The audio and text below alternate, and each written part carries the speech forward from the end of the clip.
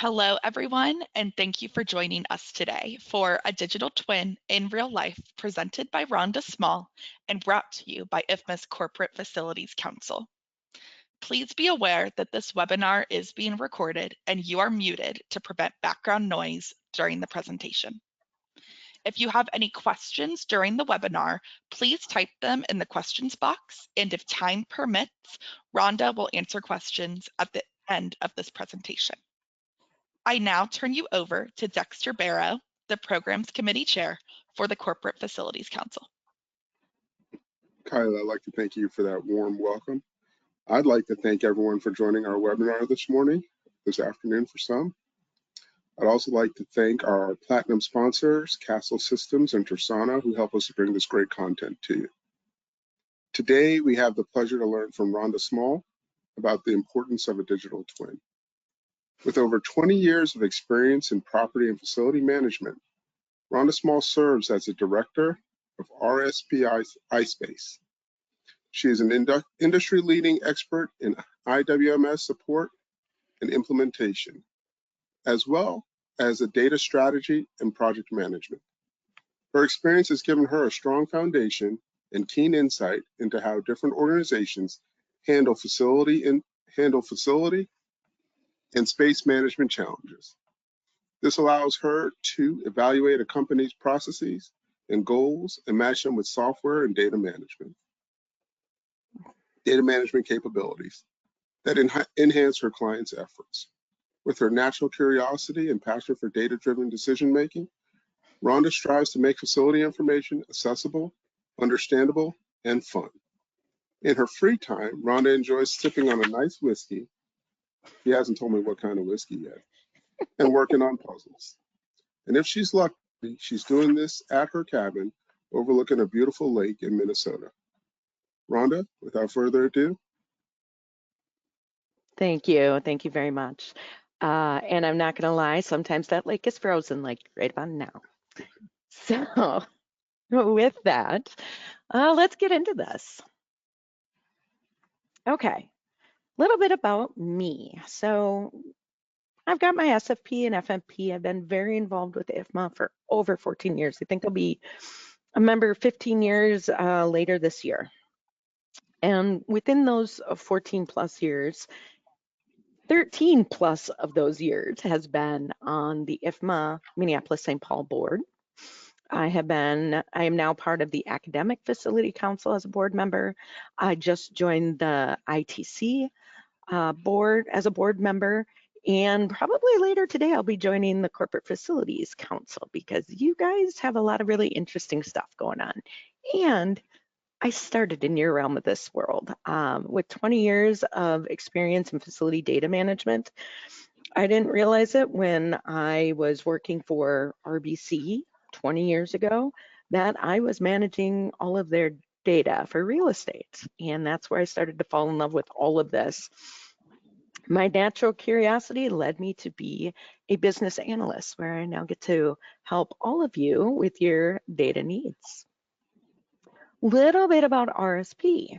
RSP is mainly an architectural and engineering firm, and we're 47 years rich in our history.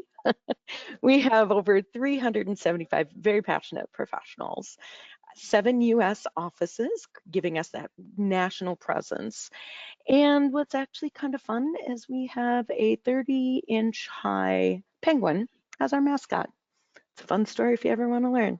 But yeah, so I'm really lucky to be part of a firm that understood the value of data after that building is built, the value of the data in the built environment.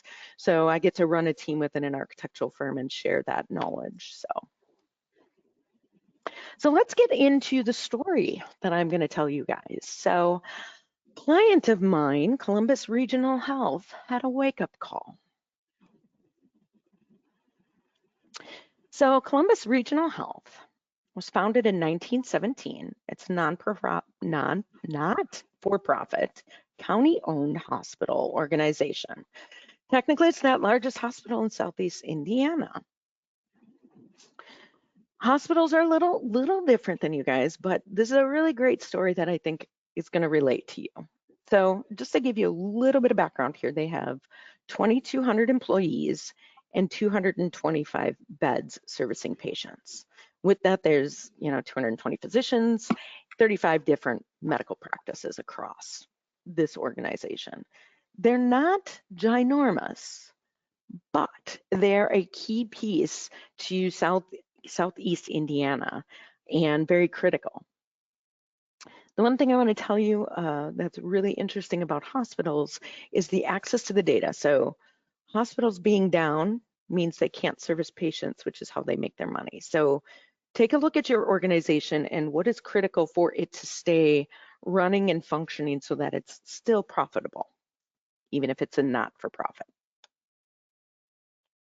So back in 2004, they've had inconsistent data and everything was this manual process. So here's an example of some of the documents they had. They had information handwritten all over the place. Sometimes if they were lucky, they started transitioning this into Word documents or Excel documents. But if you've ever tried to search or find things in those documents, you really got to hope that someone labeled it correctly and filed it correctly to be able to find it. These guys were lucky.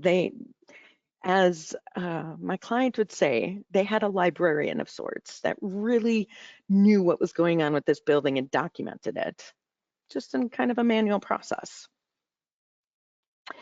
But in 2008, they had a major flood. So this is what their campus should look like. And you'll notice down here, off to the bottom right of the screen, there's this small little, on average creek that runs through. Well, it flooded.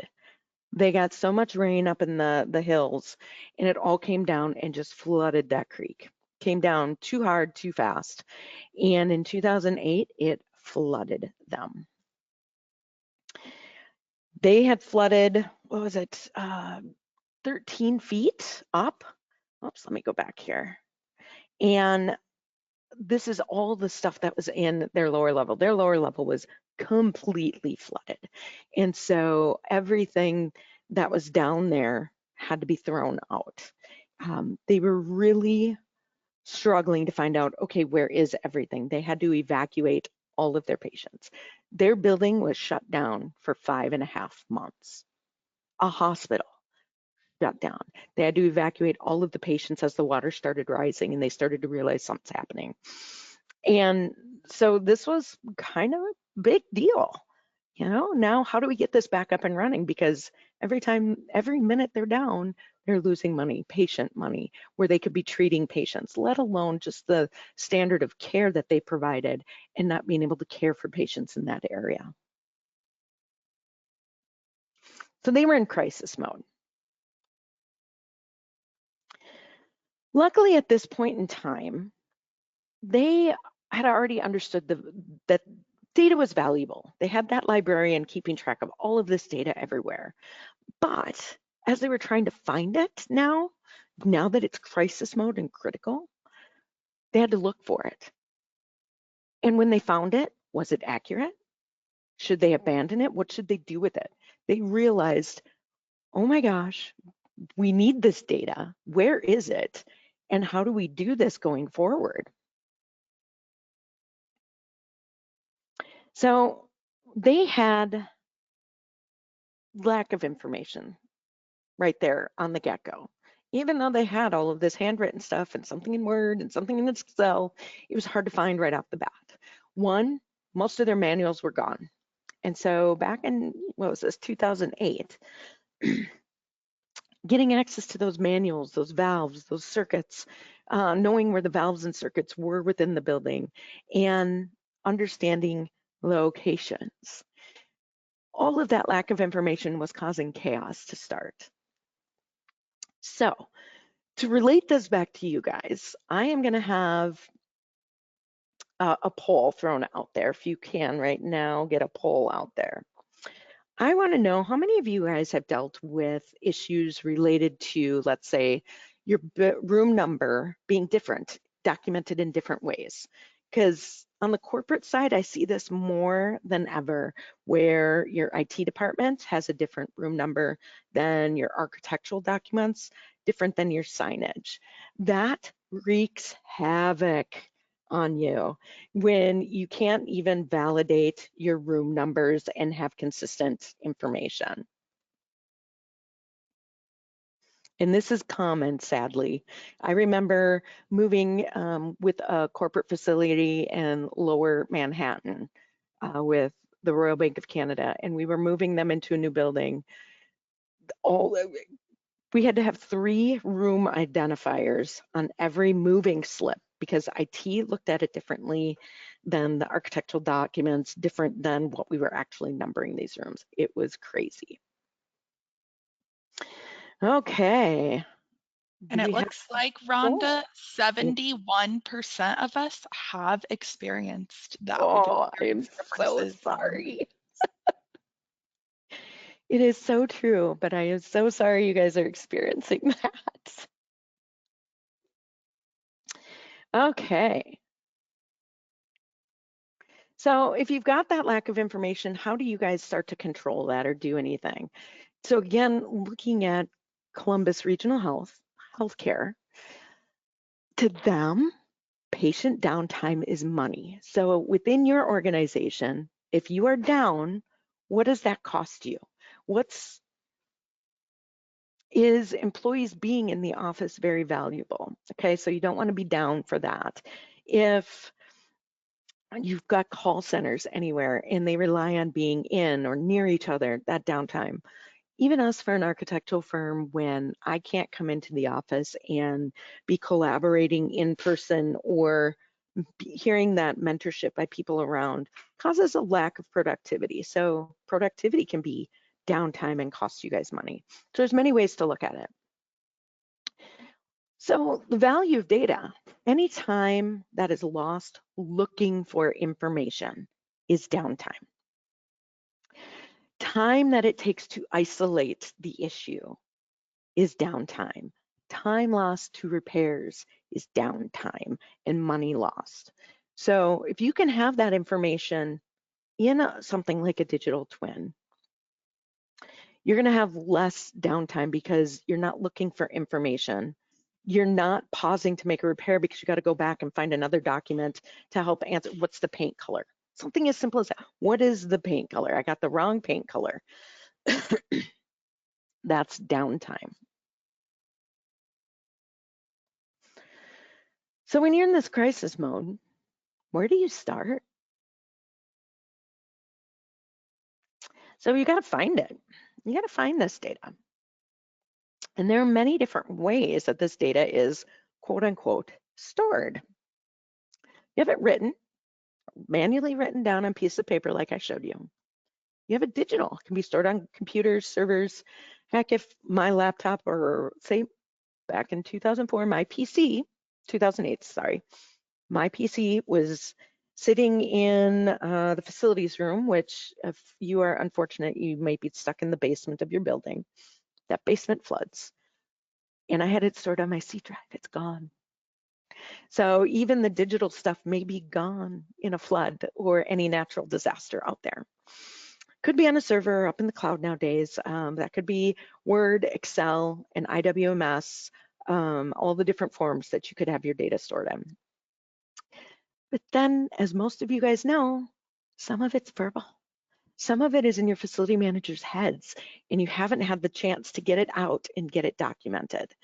That is critical, because as the, oh gosh, what is it? The tsunami, I think people have called it the white hair tsunami. It's the tsunami of aging FMs out there with all of this historic knowledge in their heads that they just know how to do it, get out there and fix it. That could be lost when they retire. So you got to find this information. And then where do you start once you find it? So document what you have. So in this case with Columbus Regional Health, they actually did have some information documented. And so he was able to go through these one-line drawings, is what he called them, and go, okay, the green ones were all the ones that were up and running. All the X's needed repair or replacement due to the flood. And he was able to go through this one-line document and start checking off where to start with getting this facility back up and running. But they also needed to go, okay, as we're getting this stuff documented now going forward, we need to create standards and guidelines. Just this one-line document or information in a head or on a piece of paper needed to have some standards and guidelines for what are we going to collect? How are we going to make it consistent going forward so that this information can start talking to each other? And we're able to visualize things so that we know that in this bottom document or this bottom drawing, you're able to see which air handler unit, if air handler unit 10 was down, what area is it affecting? And being able to visualize that and give that information, communicate it, whether it's back to the engineers who need to get this up and running and design that, or whether it's even your technician going in to do the repairs, understanding where air handler unit 10 is affecting what space is going to be helpful for those requests coming in, or even if it's connected to who's using that space, letting them know, hey, this air handler unit's down. We have to actually completely replace it. Don't come into the building for the next 10 days, 2 weeks, however long it's going to take to get that back up and running, because you are going to be uncomfortable. It's not going to be working. In this case, the whole hospital was shut down. So it wasn't as critical just to know that information, but to really understand the breadth of, okay, what do we need to replace, and start scoping out for work and contracts going forward. But I do want to remind everyone that as you start to document anything, make sure you have standards and guidelines in place and have some form of consistency across all your data metrics so that it talks to each other. Because in the end, connectivity is key. You also hear me say communication is key too. So there's 2 keys to this door. Sorry. But connectivity is key to making all of this data talk to each other without reinventing the wheel, without retyping information in. You've got some information sitting in a BIM model, maybe Revit. You may have some sitting in an IWMS or CMMS platform.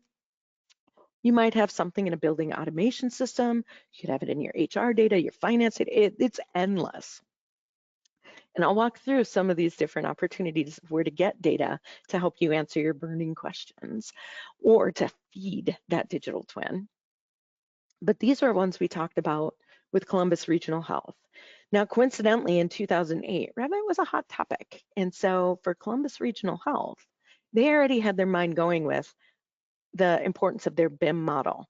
Their architects were already using Revit. They knew the power of it. They knew the importance of it long term. And so for them, that's where they started to go, that's what I want to be my digital twin. And I'll explain why that was important for them. There are many softwares out there that you can use to create a digital twin. It can be your IWMS, it can be your BIM model, it can be other software that's available on the market. Every client is going to be different on what's important and why, and I'll help you walk through that. So here's that digital twin for them. A digital twin, I'm going to actually read this verbatim here. Digital twin. You should use a digital twin when you need to virtually replicate a physical object or process to monitor its performance, predict potential outcomes, test different scenarios, and optimize operations in real time. I know AI is a big thing and AI can support this, but you got to start with the data, and then where does that data sit and how can you get this information quickly so that you can start answering these questions. I just listened to a fabulous webinar just a couple weeks ago, and they made a really good point. So most of the time, your data is sitting somewhere and it can answer questions. You can go in there, you can look something up and it's going to answer a question. But a digital twin allows you to have a conversation with the data. You can go back and forth with that information, run scenarios, feed it information, see what it's going to do, and it's going to tell you something. And so you can have a conversation with a digital twin. Some people have a hard time understanding what the digital twin really is. So I found this image that I'm going to show you here. I almost like to relate it to a model. So in the real world, you have the actual airplane that's flying in the air. Then you have some data that creates this twin. It's only digital. It's not real life, but it's digital. It's a replica of data that's going to answer all of these questions, and you can run scenarios on it. So if you think of people building a car, building an airplane, they have this digital replica to go, okay, if we tweak this, what's going to happen? You would hate to see them do that on an actual airplane. That's why they have digital twins. Same thing is becoming valuable in the workforce with having a digital replica of your building to run scenarios, but also to answer those questions and have more dynamic conversations about what your building is doing for you. Doesn't have to be big. You can start small, because I've also watched some webinars where they're doing huge things with this and going back to AI and your building automation system and making predictions based on it. You can start small, and that's what I'm going to show you what we're doing with Columbus Regional Health. We're a work in progress, but you can do it. And here's how. So with Columbus Regional Health, we went in and started to identify different data sources. So for them, they wanted to know their asset data, all of the mechanical equipment in there and its history. They wanted to know some space data, square footage, where it is, who's sitting there. So that people data came into play. Where are people sitting? Some finance data to run projects and understand what areas are being affected. How much money are we dumping into different areas of the building? And then also that project data that they were managing in an IWMS over here and connecting it to that finance data. So we started to identify some key data sources that were going to be interesting. They wanted to know more about this stuff because it all related to them making decisions about their building and what they're going to do with it. So I've presented on this before as well, data governance. Data governance is kind of a big encompassing topic. If you were to say this word to your IT department, they would fall in love with you, I think. Because creating a data governance really helps you understand who owns the data. How do you get to that data? What is the knowledge you can get out of that data? What is the quality of that data? And for IT, what's the security? Is it secure? You guys should also be getting into that as well with everything that's going on in the realm of data out there and hacking, and oh gosh, it's a very scary world. But your IT department, become really good friends with them because they're going to help you with that security part of it. And the accessibility to make sure the right people can access it, and making sure there's quality control in that access so not everyone sees everything. Owning the data is very important, and knowing who owns it. The reason that's important, and we experienced this with Columbus Regional Health, was because they were so ecstatic that the information was went back and forth, bilateral. That's awesome, great. The information can keep going back and forth. Awesome, but what we realized was it was being updated in both places. So that ownership was not defined between that Revit model and some of these other platforms like an IWMS in their space. Well, if you don't know that, they're going to overwrite each other, and which one's correct, and you're going to lose that quality of your data. So you got to understand the ownership. The quality is really important as well, because if you don't have quality data and you don't trust your data, your system's not worth it. You're never going to be successful because you're not going to be confident in the information your data is providing. And the knowledge that it's going to give you, you're not going to trust either. If you don't trust your data, it fails. It starts to crumble. So putting these in place and creating, big word here, data governance, just a strategy behind your data and understanding it is really key to creating a successful digital twin, successful data management to create that digital twin. So again, let's look at those data sources. this is a diagram that Columbus Regional Health came up with because they were showing how information was going everywhere, trying to explain to people, no, there is no consistency. It's coming in and out and going everywhere. We need to centralize this. So who owns the data? Is it a person? Is it a department? Is it a vendor? Where is it stored? Is it in Excel? Is it on a piece of paper? Is it in a software? And then who's maintaining it? So you think about it, it's like, let's take Revit, for example. You think the architect owns that Revit model. You guys can own it. And that's what Columbus Regional Health did. They took ownership of that Revit model. They maintain some of that information, but they may have to give it back and give it to the architect to maintain the remodel, and then give it back to Columbus Regional to continue to own and maintain it during set periods. But knowing that when they transfer it to an architect, they're no longer maintaining it. The architect is, even though they own it, they're getting it back. So taking a look at really understanding these pieces is critical. So for example, with Columbus Regional Health here, we looked at who owned it, what software was using it, or maintaining that data really, and then who's going to maintain it. So the owner of that Revit model is facilities, but maintaining it might be that MEP and architectural firm as remodels are done. Facilities owned their CMMS, but the maintenance team, the technicians, were the ones that were really maintaining it. So we went through this process of all the different data that they had and that they really wanted to make sure was coming into the digital twin so that they could inform themselves and make decisions going forward.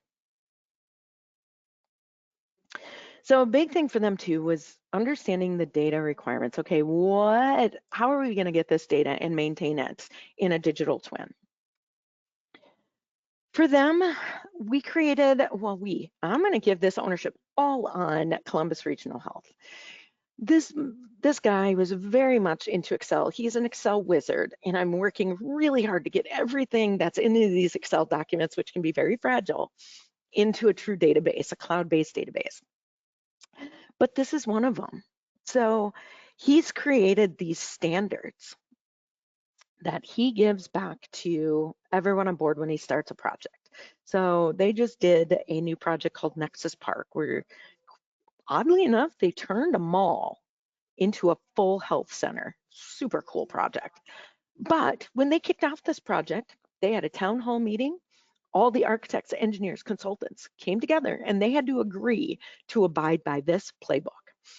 He had set standards here that he's like, this is the basic information I need.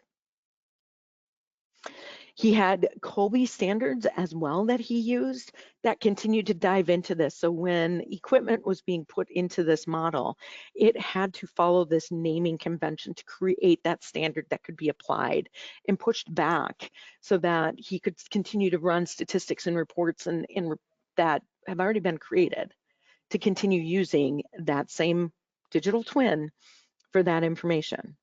Now, what was key is bringing everyone in at the beginning and explaining, these are the rules of the game. Are you in or are you out? So everyone was playing by the same rules in the same handbook. So their data process here, they start with identifying. So for them, create your playbook and identify what is required. Start small. What are some of those data elements that you really need to answer your burning questions? Sometimes this starts with, look at the end. Your end result is this beautiful report that you report back to the C-suite. Okay, how do I get to that data? What are the data elements that are going to answer that question? And work backwards.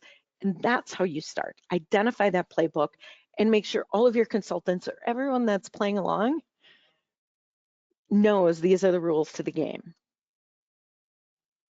Then you want to define how that data should be absorbed. Like, okay, so here's all the data I need to get. Where do I get it from? And how is it going to be absorbed? So I want to say this is really critical to really understand what software is going to be your digital twin. Revit is not for everyone. Actually, I usually don't even recommend Revit because typically the architect wants to own it, and it's a very robust machine.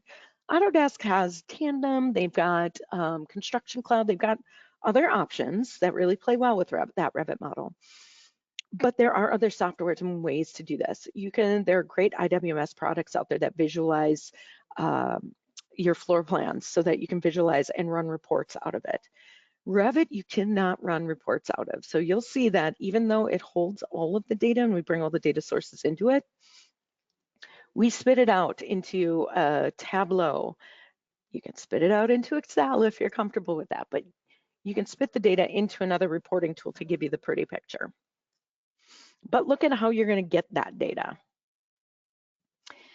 Make sure it is correct, consistent, and clean data. So even if you're getting data from a CMMS and it doesn't align with the data standards you've created, let's create that consistency between them. And so let's go back to CMMS. If that CMMS platform is owning the asset information, make sure it's following that same standard that you need to create that digital twin. And then categorize your data into elements that are simple and easy to report on. So you got your asset data, your space data. Let's start categorizing it so that you know where to go and find things a little easier. So here's a little bit more of a blow up of those standards that Columbus Regional Health had created. Now, when they first started that Nexus project, he had like 68 requirements.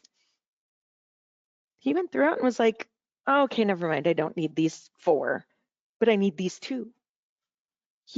This is a living document that they work with. And so after this project, he realized, nope, we need to revise and change this based on my business needs and what I really need to track. But have something documented and ready to work on.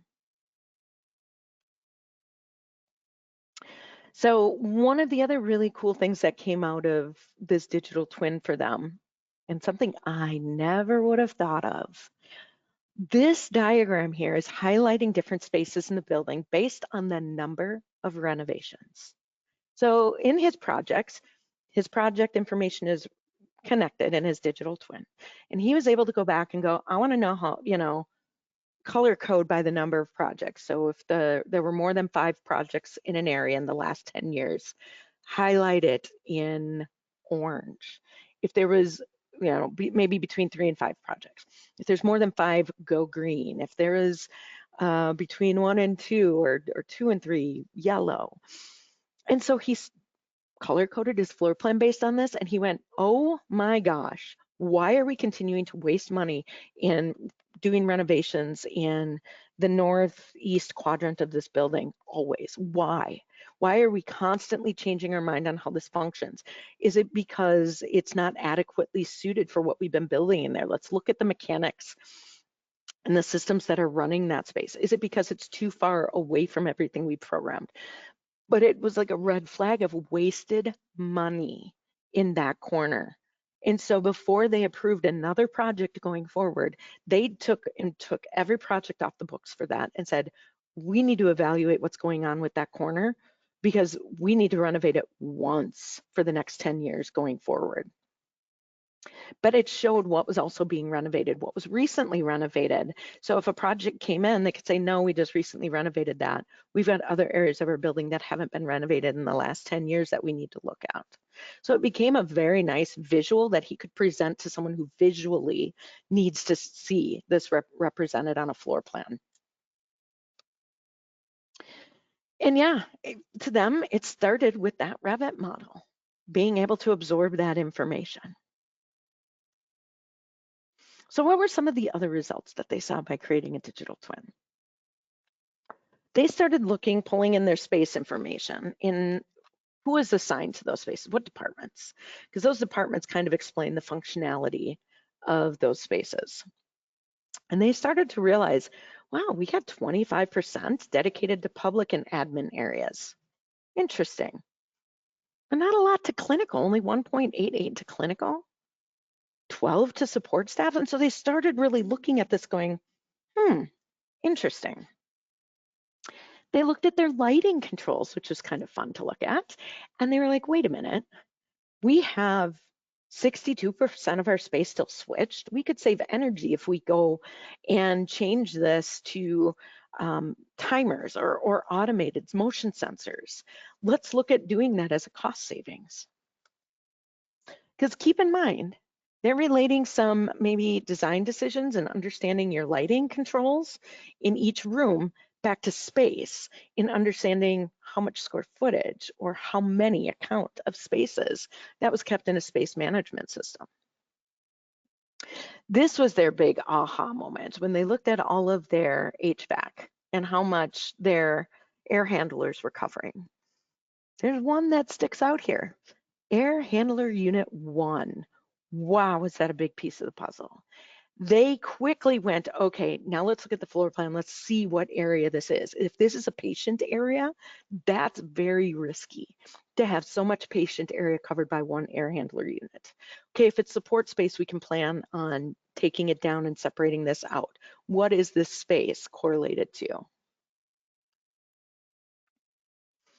And then this was one of the reports that they ran, and this is, I mean, very high level at this point, but something this basic helped them understand how to redesign their Nexus Park, because they were realizing their existing hospital, 61% was support space and only 23% was operational. So really, they were only making money off of 23% of the space. Is there a way to redesign this so that we have more operational space? We can get more patients in with less real estate. This was just one of those eye openers that made them go, huh, let's look at redesigning space and see if we can tip the scale on this. So some key things to keep in mind when you're thinking about a digital twin here is you do have to continuously review and revise. So one of the images I gave you was that playbook that he has and how he's constantly being challenged with, okay, let's not do this, but what about this? Okay, I don't need that data anymore. Let's get rid of the noise. I always say if there is excess data that's just in the way on your screen, you can get very overwhelmed, especially if it's data that might be inaccurate, you don't need. I call that noise. Let's get rid of it to give you the clean picture that's going to really answer those questions. So this is one thing that I like to say. This is their big picture view of their process. And I'm not going to get into zooming in and getting into the details. This is just to show you they've got a big process, but they're constantly reviewing and revising this with lessons learned on every project. Your business needs change constantly. Think of COVID, for example. Most of you guys, all of a sudden, bam, your buildings are shut down. What do?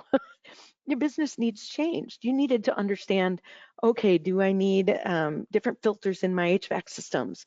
Do I need spacing? What does the 6-foot spacing look like if I can't sit people next to each other? What if I shift people in different shifts? Your business need changed depending on how your business wanted to get people back into the office and help them feel safe. This workflow changed with COVID. And it changed post-COVID. So you got to be able to bob and weave and review and revise your process. Columbus Regional Health is really good at taking the proactive report approach of wanting to challenge the idea. So we have review sessions once a year at least, if not more often, to where he's like, this is what we're currently doing, but I'm wondering if I should do this. And I was like, have you thought about tracking capacity now? Hospitals don't necessarily need to track butts and seats per se.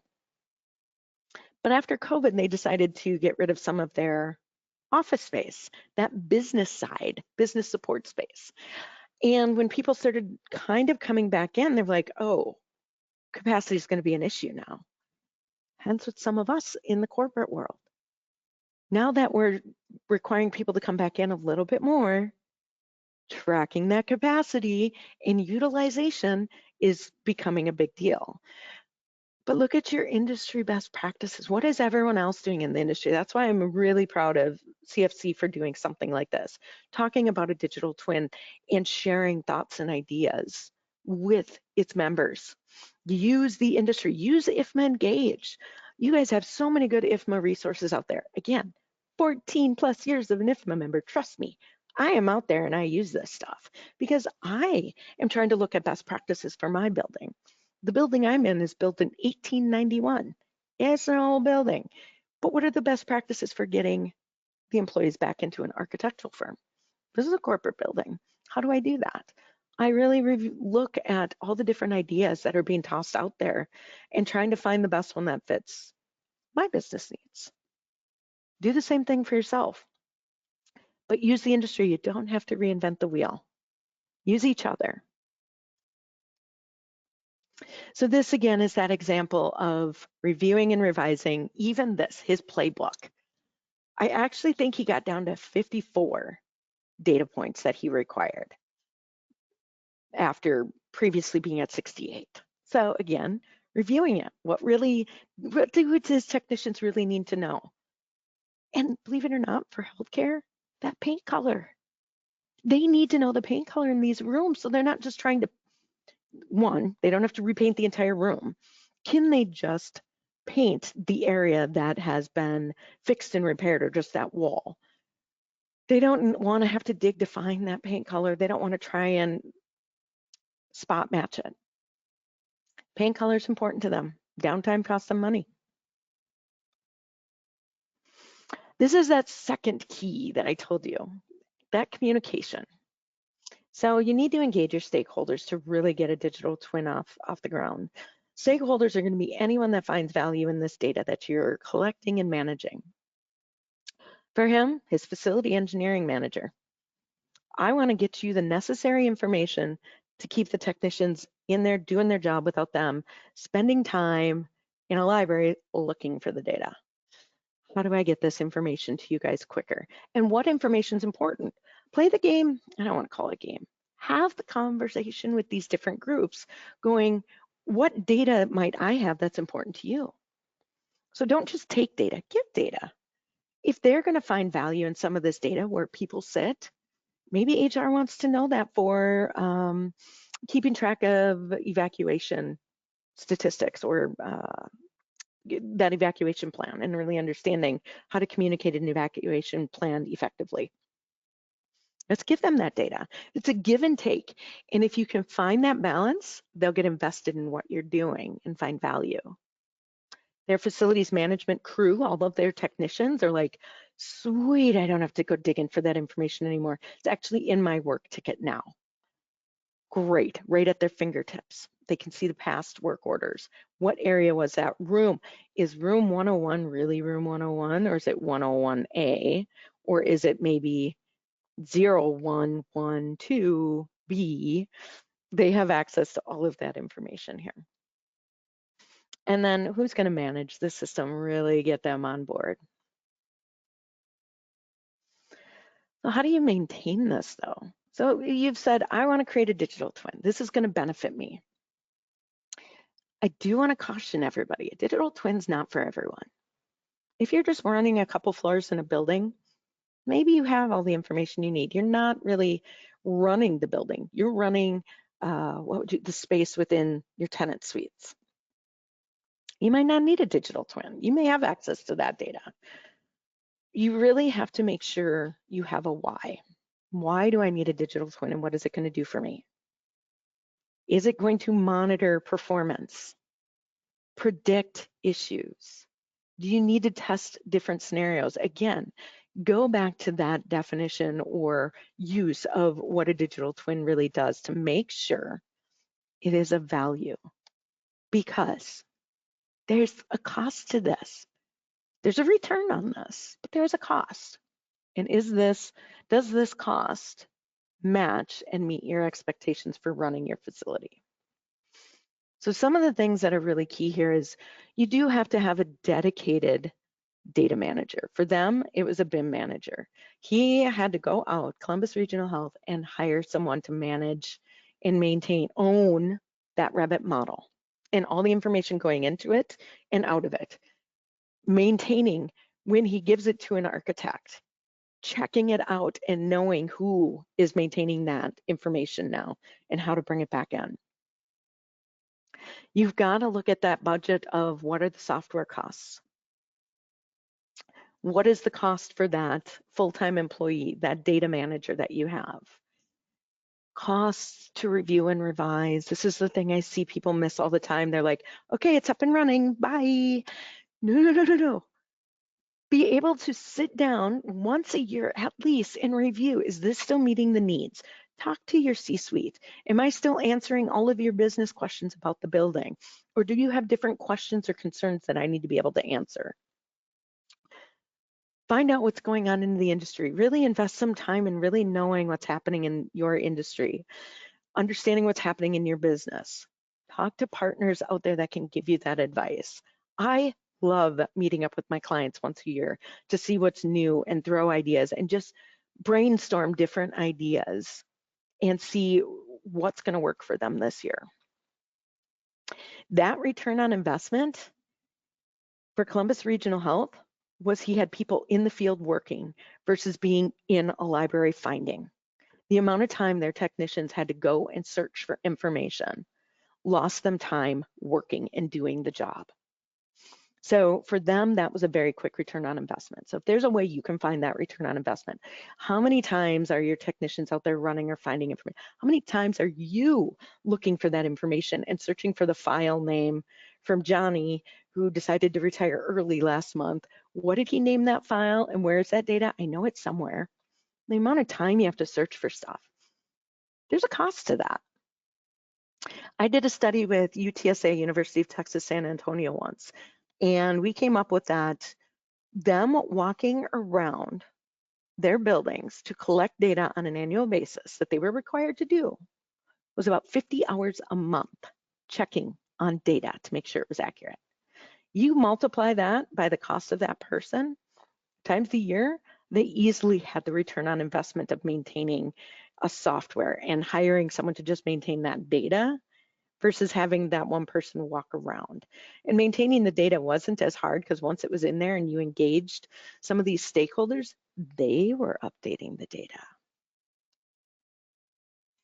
So in summary here's some key takeaways we have. So knowing the value of your data, just knowing that your data has so much value. And if you can find it and document it and get it out there, let people see that data. Once they see the data, they are going to invest in the value of that data. Share that data with people because as you continue to show it and share it, it's going to increase in value. And that data is incredibly valuable, the number of decisions you can make. Make sure you're setting time aside to review and revise your process and what data you're using and how you're using it. And make sure you are defining and setting realistic expectations. Columbus Regional Health, we're still doing it a little small.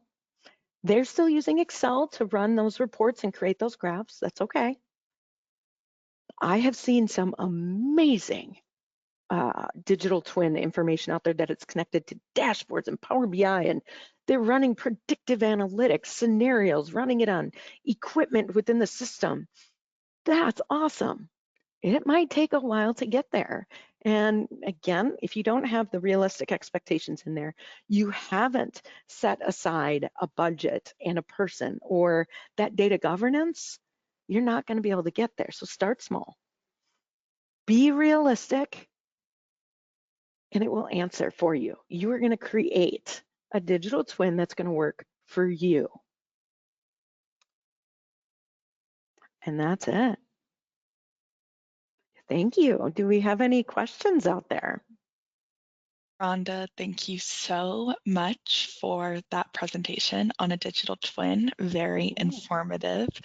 And I want everybody to know, as you type any questions that you have, that this presentation was recorded and the recording will be sent out via email tomorrow at about noon. So if you would like to watch this again, then you can do so tomorrow.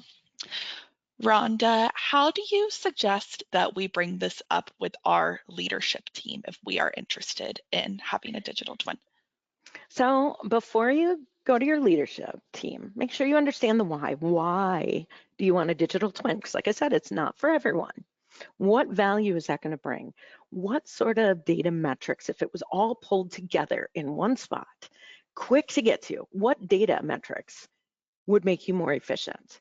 So again, see if you can write down the number of hours you spend looking for something because you don't have it in one spot, or the questions you can't answer because you can't put scenarios into this digital twin, or you're not seeing all the pieces connected and you can't visualize it. Gotta take that step back and actually put dollars or hours to something, and that really is going to prove your point. But also, why? Why do you need this? Why not just a CMMS? Why not just space management? What's the value? Awesome. Is a digital twin, in a sense, having the information at your fingertips in case of an emergency?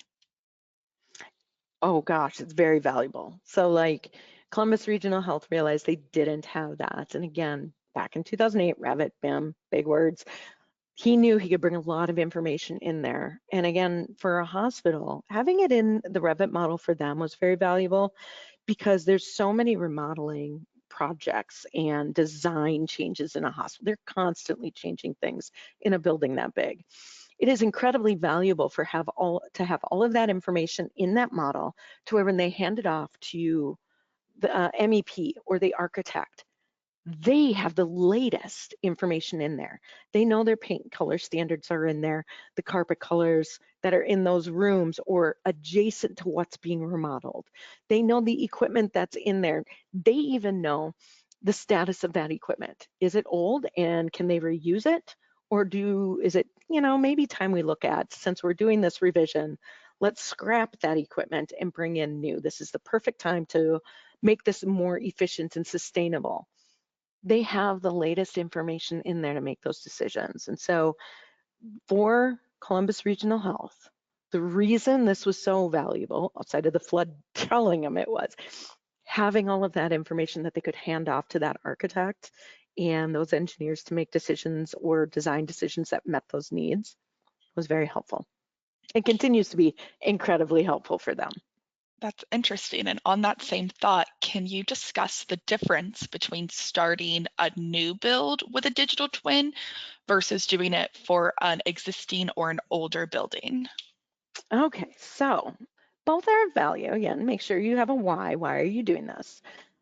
Because, I recommend, even if you're not doing a digital twin, you should have a playbook.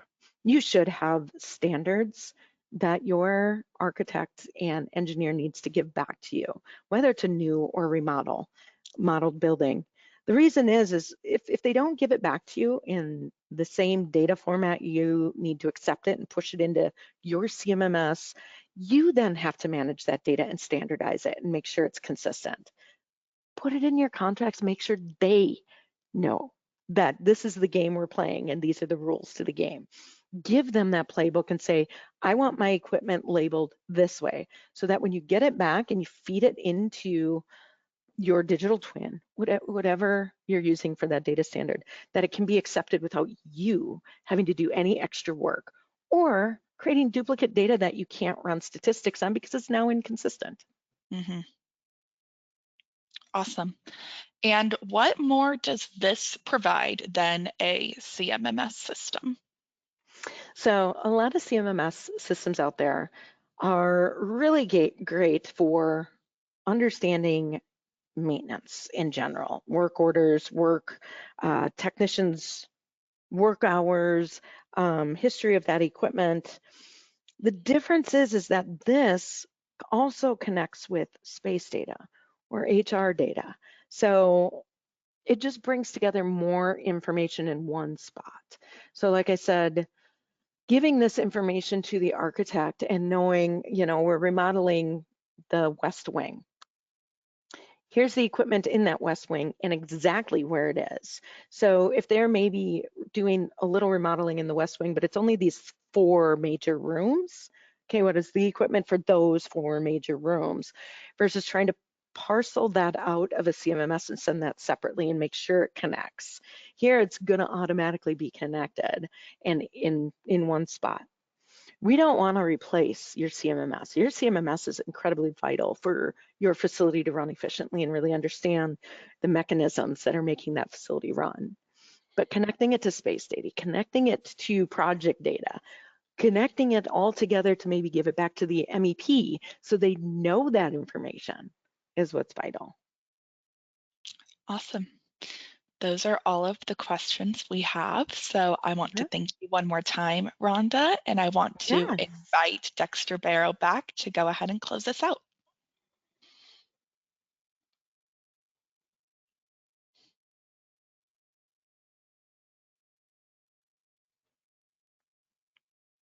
Or I can close us out. We lost Dexter. Yeah, There you he's didn't lose coming. me. I was just trying to work the buttons on the side there. Rhonda, we just want to thank you so much for taking your time and informing us today on the digital twin. I thought your presentation was just outstanding. And so, and we look forward to hopefully you coming to other webinars that we host and maybe having you back again. We want to thank everyone for participating today in today's webinar, and we look forward to seeing you in future webinars. So thank you. Hopefully I Absolutely. see all of you at World Workplace here in Minneapolis. Absolutely. Absolutely. Goodbye, everybody. Have a great rest of your afternoon. Thank you. Take care, everyone.